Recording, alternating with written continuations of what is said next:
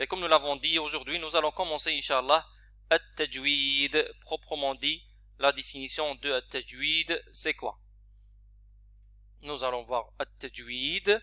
Donc il y a la définition littéraire, at-tajwid fil lugha, ça c'est ta'rif at-tajwid. At-tajwid fil lugha huwa at-tahsin. At-tahsin. Donc littéralement at-tajwid c'est at-tahsin, c'est-à-dire faire la chose bien, améliorer, faire bien. Jawwada yujawwidu, hassana yuhassinu. C'est-à-dire faire quelque chose bien, faire mieux. Ok? Comme on dit par exemple, ahsant.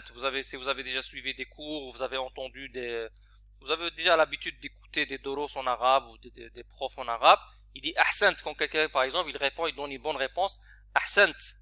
Ou bien il écrit dans la correction par exemple dans la feuille, ils écrivent hassan. Hassan dans le sens bien. Jayyid c'est plus haut. Ok, donc je parle ici dans la cotation dans les écoles. Quand on dit Hassan, c'est bien, ça passe, c'est bien, c'est mieux. Jayyid, c'est encore mieux. Ok, parfois vous voyez Jayyid Jiddan par exemple. Jayyid Jiddan, ça veut dire encore très bien. Donc Jawwada yujawwidu, hassana yuhassinu, faire bien, améliorer. Wa fil istilah, conventionnellement, donc ce qui est connu entre les ulama, dans les ulama musulmans. Quand on parle, on dit le mot at-tajwid, ça veut dire huwa ilmun yu'rafu bihi an-nutq as-sahih lil-huruf al-arabiyyah wa dhalika bi ma'rifati makharijiha wa sifatiha adh-dhatiyyah wal-'aradiyyah wa ma yansha'u 'anha min ahkam. Donc la définition de tajwid qui nous intéresse là, nous, c'est celle-là, c'est la deuxième. Conventionnellement, chez les ulama de l'islam et ulama de tajwid, de la lecture du Coran. C'est quoi tajwid? Huwa ilmun yu'rafu bihi an-nutq as-sahih. C'est une science connue par la prononciation, an-nutq, la prononciation correcte, as-sahih, la prononciation correcte, lil-huruf al-arabiyyah, des lettres arabes. Et cela par la connaissance de leurs points de sortie. C'est-à-dire les points de sortie de quoi? Des lettres. Ici ça revient à al-huruf al-arabiyyah.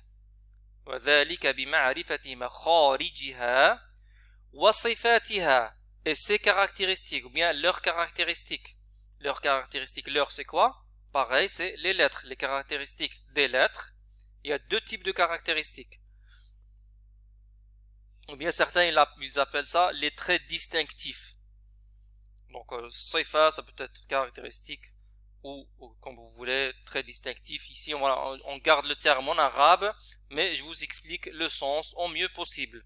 Donc, wa sifatiha adh-dhatiyyati wal-'aradiyyah. Qu'est-ce qu'on veut dire par sifat al-dhatiyah et aussi sifat al-aradiyah? Al-sifat al-dhatiyah, c'est les caractéristiques qui sont toujours avec la lettre. Toujours, quelle que soit la lettre, la fatha, kasra, dhamma, sukun, quelle que soit la position de la lettre, cette sifa, elle est toujours permanente. Voilà, c'est le mot que je cherchais, c'est plus ou moins dans le sens permanente avec la lettre. Al-aradiyah, c'est des sifat, c'est des caractéristiques, on peut appeler ça temporaire. C'est pas tout le temps. Cette sifa-là n'est pas tout le temps avec la lettre, qui est temporaire, événementielle, si vous voulez, selon la situation. Ça dépend d'autres paramètres. Elle dépend de d'autres raisons. Si les raisons et les paramètres sont présents, cette sifa sera présente. Si ces raisons-là ne sont pas présentes, ben cette sifa-là, elle sera pas, cette sifa, donc sifa, cette caractéristique-là, ne sera pas présente. Par contre, al-dhatiyah, tel que tafkhim, par exemple, al-isti'la pour sad. Sad, par exemple, c'est harfun musta'lin. Donc, on dit souvent mufakham, mais en réalité, c'est harfun musta'lin. On va voir qu'est-ce qu'on veut dire par tafkhim après, l'emphatisation.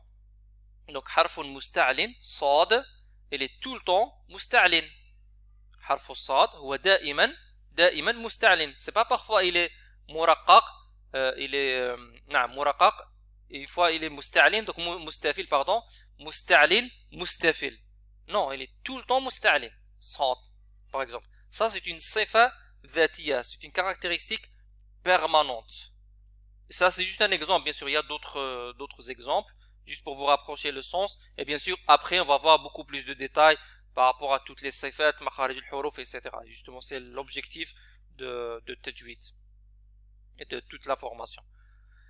Donc al-dhatiyya wa sifatiha al-dhatiyyati wal-aradiyya, les caractéristiques permanentes et temporaires, wa ma yansha'u anha min ahkam, et ce que ça résulte de ces sifat-là, ce que ça résulte comme statut. Ce que ça résulte comme statut, par exemple, al-isti'la, ce qui va résulter de al-isti'la, c'est al-tafkhim. Al-tafkhim, c'est le son qu'on entend, qui est un petit peu l'emphatisation, ce qu'on appelle en français emphatisation. Ou bien al-istifal, c'est al-tarqiq. Par exemple, le fait de dire ba, ha, jim, mustafil. Il faut pas que ça soit, on va dire que ha il est mustafil et en même temps on le prononce ha, ha. C'est pas correct. Je dis il est mustafil et en même temps je le prononce mufakham. Pardon. Je le prononce mufakham. Ça c'est faux. Donc si je dis mustafil, le résultat doit être muraqqaq, aminci dans la prononciation. C'est ça. Wa ma yansha'u anha min ahkam, ce que ça résulte comme statut de ces sifat-là, sifat al-dhatiyya wal-aradiyya. Donc je redis sans détail maintenant la définition. Je relis en arabe et en français. هو علم يعرف به النطق الصحيح للحروف العربية. C'est une science connue par la prononciation correcte des lettres arabes. وذلك بمعرفة مخارجها, en connaissant leurs points de sortie, c'est-à-dire les points de sortie des lettres. وصفاتها الذاتية والعرضية, et leurs caractéristiques permanentes et temporaires. وما ينشأ عنها من أحكام, et ce que ça résulte comme statut, comme résultat. Donc c'est ça la définition de at-tajwid.